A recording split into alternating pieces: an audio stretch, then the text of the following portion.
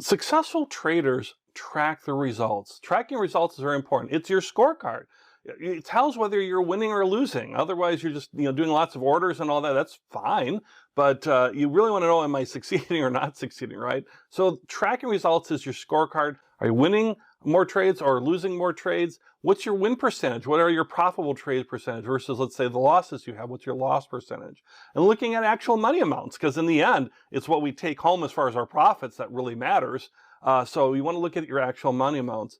And one thing when you're tracking results, and we're going to share some ideas around this, is to give enough time for the number of trades to be valid. Think about it as like statistical validity around that. And there's no hard rule number about that. You'll kind of get a feel after you do some trades as far as, okay, I've done whatever, 30 trades like this and I've lost every one.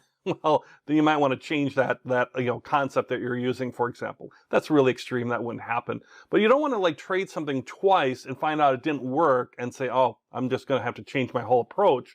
Give it enough time that you feel comfortable that you've given it a fair shot as far as a trading idea or strategy or the combination of indicators you're using, your primary and your secondary and the third one, and how you're using them. Give enough time to show that there's some validity around that.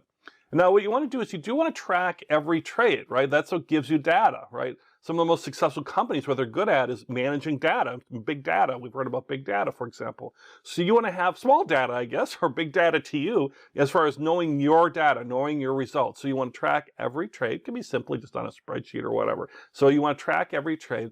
You do want to, if you have an outlier trade, something that's outside of your normal trading norm, right? So maybe you have a primary and a secondary that you use as far as your indicators and tools, and maybe there's a third one you use to in some way, that's or fourth or whatever it might be. But let's say sometimes there's an unexpected opportunity where you want to try something that's outside of your norm and to see how that goes and all that. That's fine. Just track that separately because that should not impact your normal trading pattern when you have an outlier out there that you're experimenting with or trying, or you just see this tremendous opportunity.